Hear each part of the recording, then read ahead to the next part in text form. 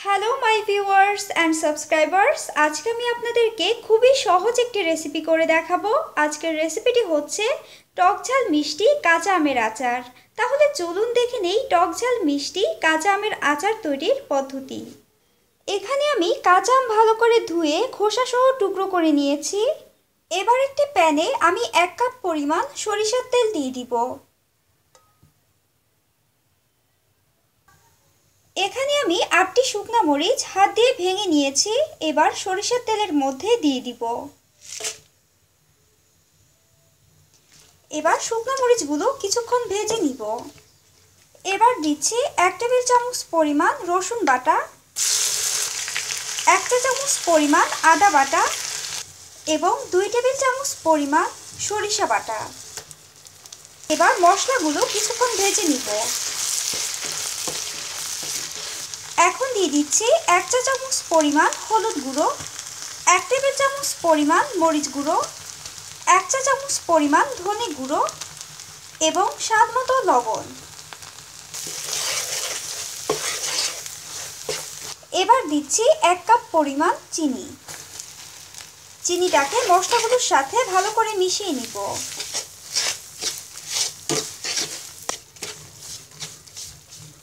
এবার দিচ্ছি 1 কাপ পরিমাণ হোয়াইট ভিনেগার।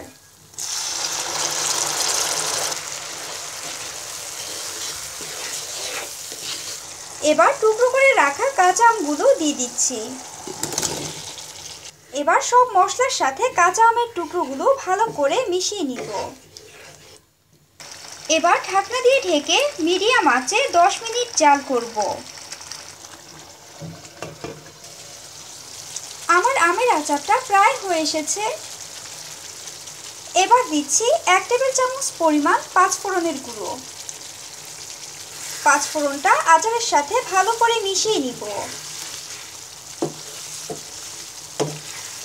এবার আরো 2 মিনিটের জন্য ঢাকনা দিয়ে ঢেকে দিব। আমার কাঁচা আমের আচার হয়ে গেছে। এবার আমি নামিয়ে পরিবেশন করব। সো ভিউয়ার্স, হয়ে গেল আমার কাঁচা আমের আচার তৈরির রেসিপি। আশা করি আপনাদের আমার রেসিপিটি ভালো লেগেছে। আমার রেসিপিটি যদি আপনাদের ভালো লেগে থাকে তাহলে অবশ্যই লাইক করবেন, শেয়ার করবেন এবং কমেন্ট করবেন। তাহলে আজ এ পর্যন্তই। আরেকদিন আপনাদের জন্য নিয়ে আসবো আরেকটি নতুন রেসিপি।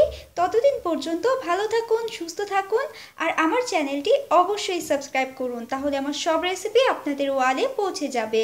সো প্লিজ সাবস্ক্রাইব রান্না রেসিপি।